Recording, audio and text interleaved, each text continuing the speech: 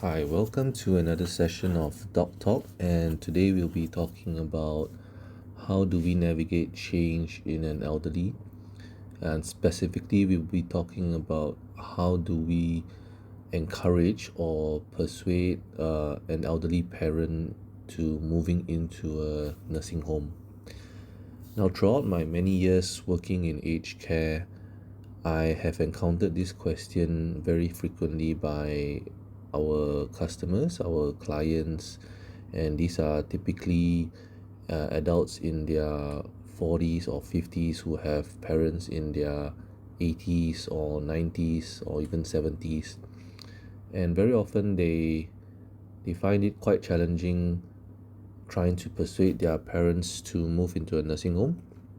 And very often, many of these children of elderly parents have more or less concerns regarding the rejection or their response of their parents when they're making this kind of big life decisions. Now, this podcast, I would like to divide the approach to based on two different categories of elderly people. The first category is for elderly who are able to think and perceive and the ability to understand situations rationally.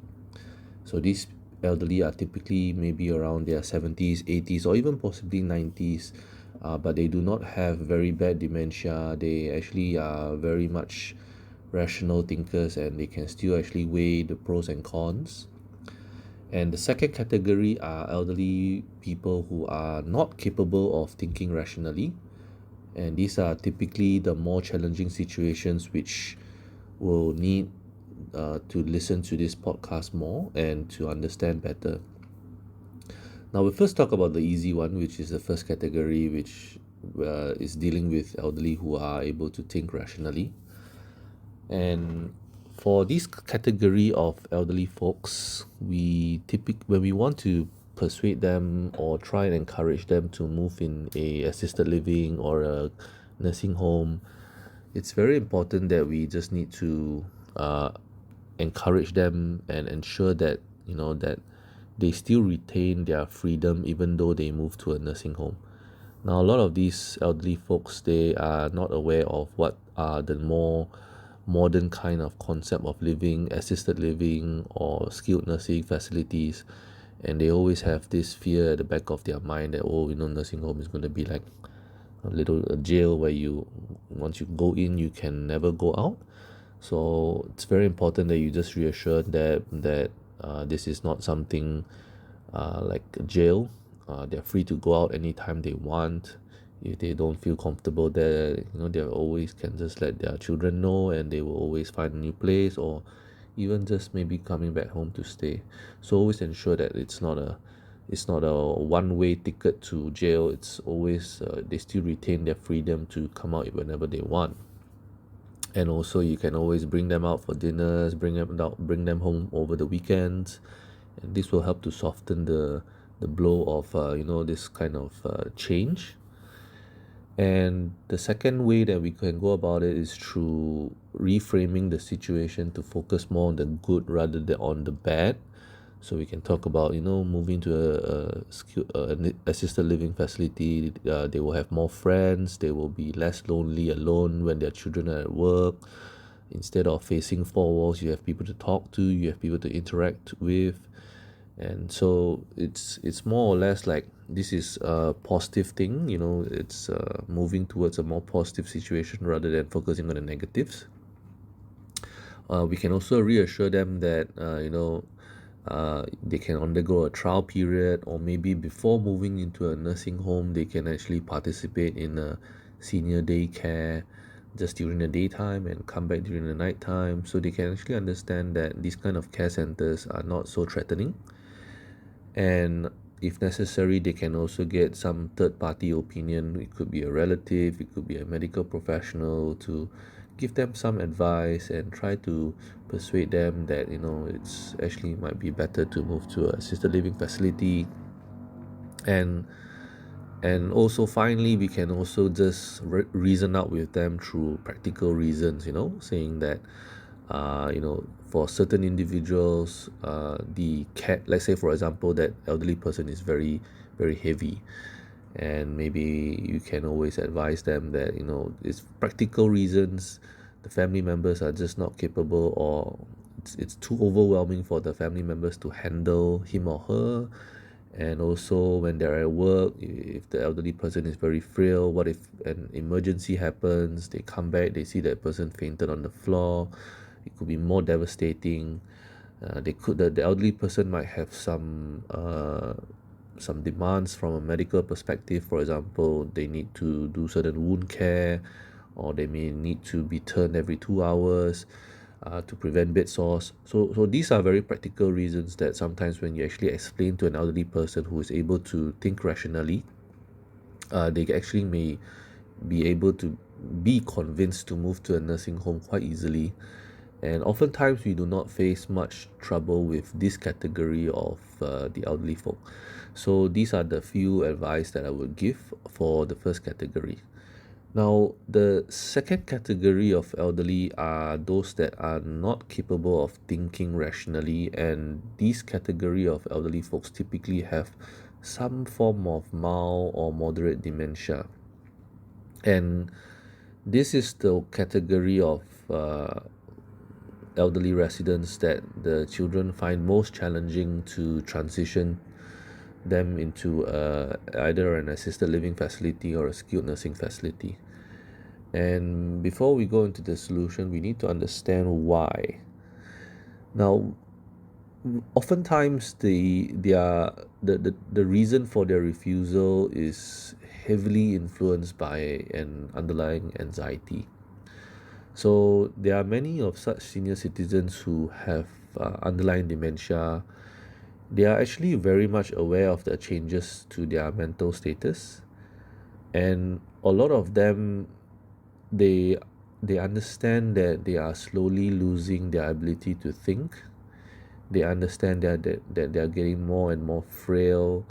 They also understand that they're getting weaker and weaker. Some of them may actually lose their sight. Some of them are slowly losing their hearing, and some of them are just slowly losing their ability to walk. And coupled with the slow progression of dementia, where they are slowly losing their ability to remember, ability to think, they actually have a lot of fear in them, and they are worried that eventually someday in the future they might be abandoned by their loved ones. They might eventually be even forgotten, and someday they might just be in a situation where their well-being is just completely determined by another person who is not related to them, who may potentially abuse them. They might have heard some horror stories about elderly people who are just abandoned in the nursing home, and eventually just in the morning they are just lined up like a prisoner and splash water, maybe left naked in the hallways, different kinds of horror stories. And as such, they may undertake some irrational decisions to die also must not go to a nursing home. They would rather stay alone at home, and even willing to they often tell their children they're even willing to die at home, and they would rather die at home than to go to a nursing home. And the fear of change is just extremely strong that it just becomes so irrational, right? And very often this becomes a huge challenge to family members, as the situation usually that I hear is, oh, this elderly person is living alone and has very, very frail, has fallen down many, many times, broke a hip, broke some backbone, or hit the head. And probably once or twice the family members found this person just lying down on the floor unconscious, and the family members just do not have the ability to house this individual because of family circumstances or work circumstances. But this elderly person just would not budge and just does not want to go to a nursing home. So the way to go about this situation is that you have actually two options. One is the first option is to is the way that you go about is to support them on whatever their decision is, respect their autonomy for as long as you can. So if they want to stay alone, maybe you can arrange for to go over once or twice a day just to check on them, or maybe you can hire someone to check on them. You could also possibly install a CCTV or hire someone to visit them. And this approach will eventually come to a point where, unfortunately, some accident may happen, and the person becomes bedbound or either suffers a very serious illness like a lung infection where they become hospitalized, and eventually when they're hospitalized there is absolutely no choice and you just have to transfer them from the hospital to a nursing home. And after a while you can take it from there. Usually after they experience the situation in the nursing home and they get used to the nursing home, then that is pretty much sorted out. However, the risk here is that the danger of that prolonging that respect for their autonomy for too long, it might cause a very very serious harm, and they might not make it past that, right? So that's the risk over there. The second choice is to just go ahead and do what you think is best for the elderly person, which could be sending them to a nursing home or assisted living center. And usually, this is the most common thing that is being done because the elderly would have had like maybe 5 near misses. They already had suffered from a very dangerous situation. They might have almost burned down the house. They might have fallen down like 5 times, broke their hips. And under such circumstances, where the children of the elderly person feels that the safety of the individual outweighs their autonomy, and that's where they forcefully admit them to a nursing home even though they strongly refuse. Now, this approach, in order to soften the blow, it's very important that you seek some help from healthcare professionals to address their underlying psychiatric issues. It could be very deep anxiety, it could be depression, it could be many other things. And in certain circumstances, if the person has somebody that they are very familiar with, it could be a personal helper or someone close to them. You can always arrange in a certain nursing homes, they do allow their helpers to live in with them for a short brief period of time while they are trying to get used to the new environment. Or if this person is very very close to a particular individual or child, they might maybe make some arrangements to visit them maybe once or twice a day or even just daily for the initial week or two, just basically to soften the blow when they actually move to a new environment. Now, it's in all circumstances, it actually would be most advisable to acclimatize the elderly to assisted living arrangements like care homes or assisted living centers as early as possible, so that they can actually the younger they are, the more easy it is for them to actually adapt. So the decision of waiting until they have absolutely no choice, and when if let's say the elderly person has already shown early signs of dementia, it's actually quite important that they expose them to this kind of care centers earlier. It will be better to do it earlier than later, because when the dementia progresses to a more advanced stage, you will actually find it much more challenging to actually help them transition to a care center.